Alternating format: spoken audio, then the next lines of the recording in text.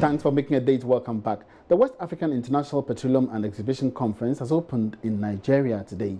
It is the largest gathering of oil industry players, which will see representation from the Ghana National Petroleum Corporation, GNPC, Ghana Gas Company, and the international oil firm, including Tullow Ghana. Darrell Kwao is attending the conference and has come through with this report. The trend in most of West Africa is increasingly towards investments in natural gas and gas projects. All these developments point to the start of a major exploration drive targeting lesser explored countries. This year's West Africa International Petroleum Exhibition and Conference will take a look at how the oil sector in sub-Saharan Africa will play out in the next 5 years. The mission is to promote the region's oil and gas industry, seek best practice, explore new technologies, and develop commercial opportunities for business and international investment. In a statement ahead of the event, Kweku Awotwe, Managing Director of Tullow Ghana, the only oil exploration company from Ghana participating in the event, said his outfit would share the progress Ghana has made in what is a highly skilled and technical sector and showcase the impact on local content which benefits indigenous suppliers and businesses. Tullow, he says, looks forward to engaging with and learning from other industry players and professionals from other countries in the sub-region. More than 6,000 visitors with business interests will be at the event, and through topical debates and speaker sessions, the conference will offer direct access to the primary stakeholders and key players in the West African supply and value chains. For Joy Business, Darrell Kwao, Victoria Island, Lagos, Nigeria. And we'll certainly be bringing you updates on the conference from Nigeria in our subsequent bulletins. Moving on to other stories, not-for-profit organization Invest in Africa Ghana has expressed its readiness to partner government to roll out an industrial subcontracting exchange. The exchange has been designed to create a strategic platform for matching local SMEs to larger scale companies. Speaking to Joy Business ahead of Invest in Africa SME Excellence Awards to be held on Friday, Country Manager Clarence Nete said support for SMEs is crucial for growth and economic development. To the SME sector in particular, I think when you look at the 10-point industrial transformation agenda that government has, we've seen two initiatives that are of interest to us. One has to do with SME development itself, and then the whole industrial subcontracting exchange. Now, for us, these are two initiatives that pretty much tie in what we do on a day-to-day basis. Our mission is all about SME development, and particularly we also do a lot of the business linkages to our Africa Partner Platform, Partner Pool, sorry.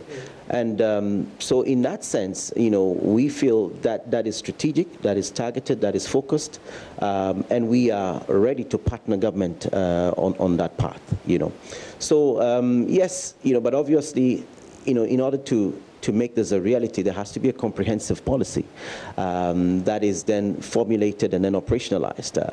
I know that the government is currently working on, there's a draft bill, I understand, before Parliament, which is has to do with the national micro, small and medium-sized, exactly, the MSME, for SMEs. And the good thing is we were actually consulted to give our inputs as well. So we've given the inputs. But as you know, with all these things, it needs to now, go through the process, and then, for it to be approved, and then it can be implemented for the results to come in. The executive chairman and senior partner of AB and David Africa, David Ofosu-Dorte, has advised Ghanaians businesses to be wary of their sources of financing as the global economy begins to show signs of slow growth. His comments come on the back of the cut in the global growth forecast by the IMF. Here's Mr. Ofosu-Dorte, who spoke with Joy Business.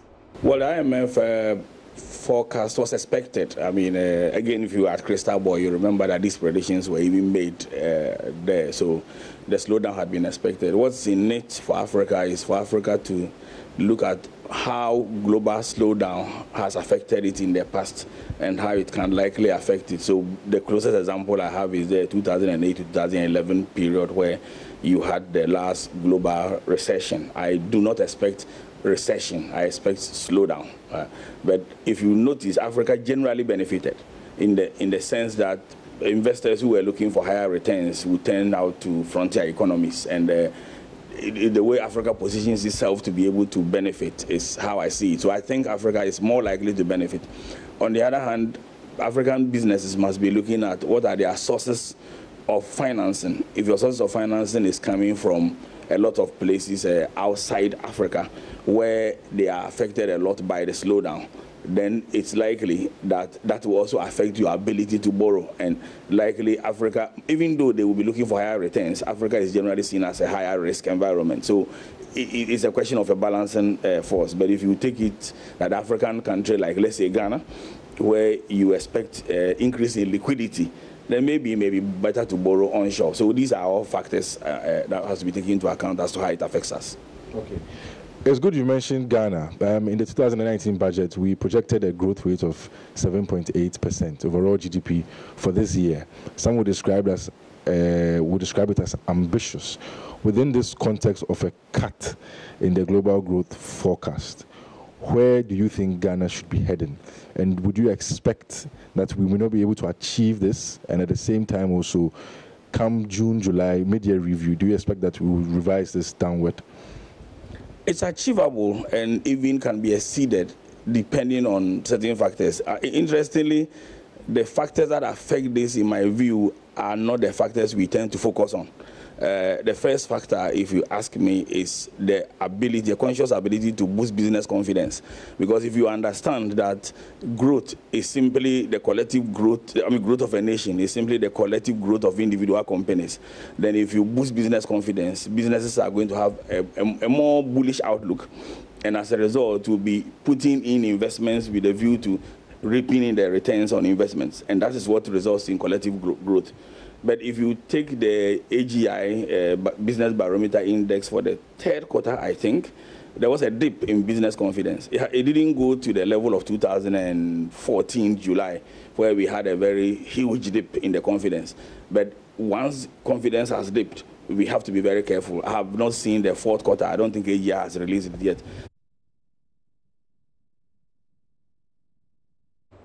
Let's now turn attention to the mining sector, where the direct economic benefits expected to accrue to the nation as a result of the reopening of AngloGold Ashanti's Obuasi mine is estimated at $5.3 billion over the lifespan of the mine. These benefits include payments of royalties, corporate taxes, contribution by way of employment and transfers to the Community Trust Fund, as well as participation of local businesses in the supply chain. This is according to the Ghana Chamber of Mines. In an exclusive interview with Joy Business, CEO of the Chamber, Suleiman Koni, describes the coming back of AngloGold Ashanti as an opportunity to boost the country's economy as well as investor confidence. It puts Ghana back on the map. The Ashanti Obuasi brand is a big one. So for Obuasi to come back, I think it's good news for our country. It shows that we are ready to do business we are ready to do business again, especially when it comes to AngloGold Ashanti or Obuasi. Investors would be excited that the old brand has been revived, which is good for the image of this country and good for the image of the mining industry as well. Besides that, if you look at the positive ramifications of what the coming back on stream of Obuasi would do to our economy, not just at the national level, but even at the subnational level, it's quite critical, it's quite important for us to take all of that into consideration. We are happy that, for example, you have an indigenous mining contractor, Rockshore, partnering an FDI to do the actual contracting work, the mine development and the mining work for AngloGold Ashanti Obuasi. It's quite defining for us as a country to have an indigenous mining company, because don't forget that this is underground mining, and that is even more complex than surface mining, which most companies do. So it just tells you about the skills transfer, the technology transfer, which would be passed on to the Ghanaian counterpart as far as the mining operation itself is concerned. Of course, then you also talk about the fiscal benefits, which will come to the state. I think the president mentioned them, what the expectations of this government were. Of course, they've run all the numbers, which is positive, is good. But for us, the exciting bit has to do with the unseen benefit, normally in the supply chain, how the communities will benefit, how individuals within the community and outside the community who offer goods and services to this company and how they would also benefit. I think it's quite tremendous, and it's welcome news for the Chamber of Mines, for industry. I think the global mining industry would be quite excited because the Ashanti brand has actually come back. Meanwhile, the General Secretary of the Ghana Mine Workers Union, Prince William Ankra, is pledging the support of workers of the newly reopened Anglo-Gold Obuasi mines. He tells Joy Business the old strategy of unions, aggressiveness towards management, is gradually shifting, and that workers are poised to make their mine work effectively. Prince Ankra was speaking in an interview with Joy Business in Obuasi yesterday. It's evident that, look, union bashing tactics is outdated. Smart employers like the like of Jack Wells, I mean, a very tough time in the U.S., partner with unions to drive the bottom line. Sam Jonah did it over here in Obuasi, it worked. Vanguard having a good person in the process to engage, it worked. For me, it would be what I'm tempted to use the word bankrupt. If any employer tend to stand in our way. Obviously, the choice for unions are obvious. I mean, people have the choice to choose between us and other unions. All I would say that we are a brand that transcends beyond the trade union world. And I think that for me, we also shown that, look, we are a genuine partner, because for without test, all that happened of what would not have happened, given the fact that if we were inward looking and wanting to really lean on dues acquisition, actually would have really frustrated the whole process.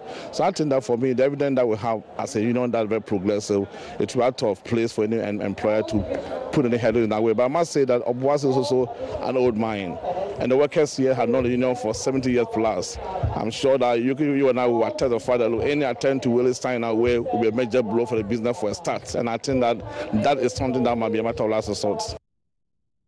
Let's still stay in mining. Now, President Akufo-Addo yesterday stated at the reopening of Anglo-Gold Obuasi mines that the old mine of Anglo-Gold will be converted into an extension of the Kwame Nkrumah University of Science and Technology to aid the studies of mineral resources. Senior Sustainability Manager of Anglo-Gold Ashanti, Nana Ampofo-Bekwin, has been speaking on this with Prince.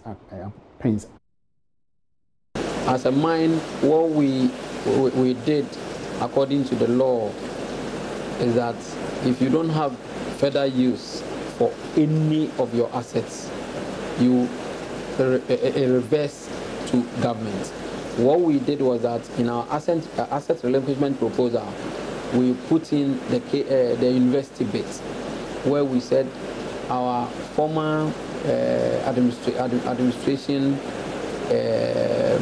offices, our executive offices, and other HR and other offices that we have there, and other accommodation and other facilities there, we are proposing to government that we use it to set up a university campus, be it KNUST or any other university. That's a proposal that we put forward. We are yet to receive approval from the government. We can only move with the project when government approves that, okay, this is what you put in the proposal, we agree and we've approved it, so you can go ahead and then help implement it. We've already held discussions with KNUST. They are in support of that agenda. So when the approval is finally given, we will initiate the process towards executing the intervention. So the proposal was actually approved yesterday when the president stated in his keynote address that the facility will be converted into an extension facility of the Kwame Nkrumah University of Science and Technology.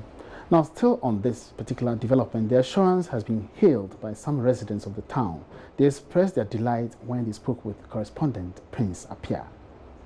The opening of the Obuasi redevelopment project brought a lot of new things to the residents here at Obuasi. One major thing that was talked about was the establishment of an Obuasi campus for the Kwame Nkrumah University of Science and Technology, which is going to focus on a lot of courses directly involved with the mining industry. And I'll find out from this gentleman what they think about this particular arrangement. First and foremost, is it the right way to go?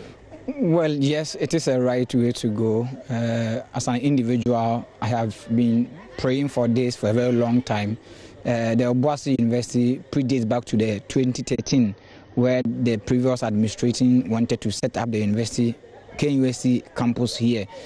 As part of the company's plan, they submitted a relinquishment plan to the government to sign on to, so that the KUSC campus can come to Obuasi and use the facility. The previous administration couldn't sign on to it, and as we talk, it's been 2 years down the line, and the new administration has also signed that agreement. And I am very happy that the president reiterated that we are going to have a KUSC campus in Obuasi, meaning that he is going to approve the relegation plan that Anglo Ashanti has submitted to him. So I am very happy about that. Let me also tell you that the Obuasi University campus is long overdue. For me, what I'm looking up to is the economic viability that the campus is going to bring to Obuasi. All right, let me speak to something. How important is the campus? Very, very important. I must say that we've always clamored for a situation where we have an alternative to the mine in Obuasi, because as my brother said, AGA or the mine has been here for over 120 years, and a lot of concentration has been on the mine. The economy is dependent solely on the mine. So a time has come where we have an alternative to the mine. Alternative to the mine means that if you have a campus in Obuasi, which will ensure that the people here in Obuasi will have a university here, people who attend school here, people from outside will come here, that will also boost the economy of Obuasi. So some happy residents of Obuasi. Now, the U.S. government's malaria program has reduced malaria-related deaths to 1 in every 10 people in the 3 northern regions. Not only are deaths being reduced, but also the waste that comes from materials used is recycled into toilet rolls and iron rods, among others. Udila Ntemo has been looking at how this is translating into cash. The U.S. President's Malaria Initiative, or PMI, as part of its commitment to malaria control and elimination in sub-Saharan Africa, assists the government of Ghana to implement the National Malaria Control Strategic Plan aimed at reducing the burden of malaria in the country. A key component of the plan is indoor residual spraying. In Ghana, the PMI IRS program started in 2008 in selected districts in the northern region and is funded through the USAID. IRS involves spraying insecticides on walls, ceilings, and eaves of sleeping rooms, so malaria-transmitting mosquitoes will pick up lethal doses when they rest on these surfaces and die. This prevents the spread of the disease. The PMI IRS Ghana program protects over 800,000 people each year through its operations.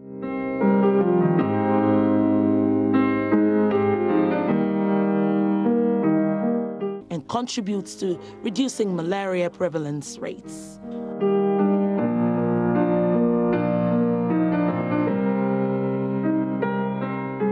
During spraying, which lasts for about 30 days, the project generates waste such as emptied insecticide bottles, damaged pumps, old personal protective equipment. The materials of these items include paper, metal, and plastic, must be disposed of properly.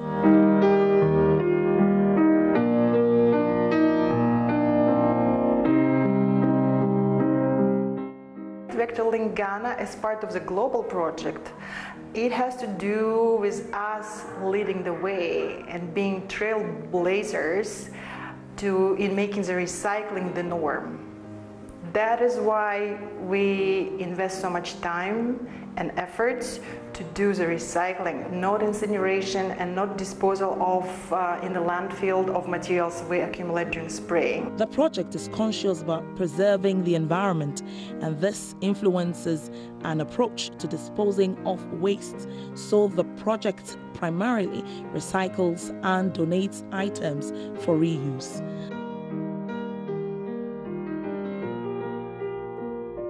Right from training of clinicians and then bringing EPA onto the inspection of all the operational sites in the operational area, in all the districts that they are implementing the project. EPA has been strongly involved. Well, the factors that need to be considered when selecting disposal or recycling companies has to do with, one, whether they are registered, or they are permitted by the EPA, they work within the laws of the EPA. Secondly, we have to look at their capacity and capability, the ways that you are sending to them, whether they can recycle them.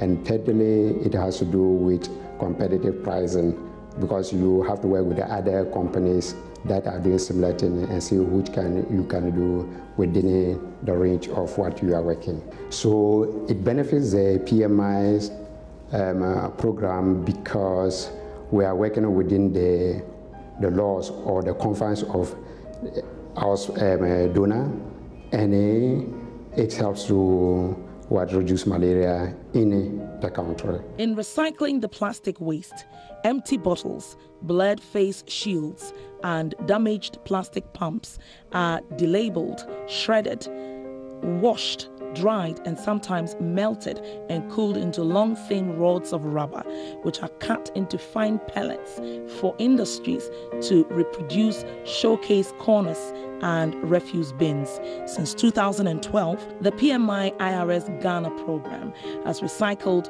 340,626 bottles into 29,113.3 kilograms of plastic, out of which 97,044 showcase corners were made. In recycling the metal waste, the damaged steel pumps are crushed, melted, and molded into iron rods, bars, and other metal products used in the construction industry. 711 damaged steel pumps weighing 2.8 tons were recycled into 2.2 tons of iron rods for various projects in 2018. Empty cardboard boxes weighing 8.6 tons were baled and processed into fine reels of paper used to produce inner core of toilet paper, cardboard boxes, and other paper products. By recycling waste from its operations, the PMI IRS Ghana program protects the environment because burning would have released 35,084 kilograms of carbon dioxide into the atmosphere.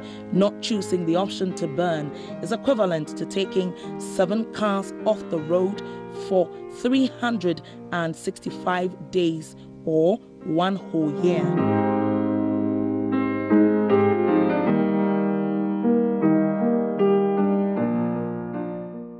Recycling takes valuable materials out of the landfill. The value of recycled plastic is over 58,000 Ghana cedis or $12,000 US.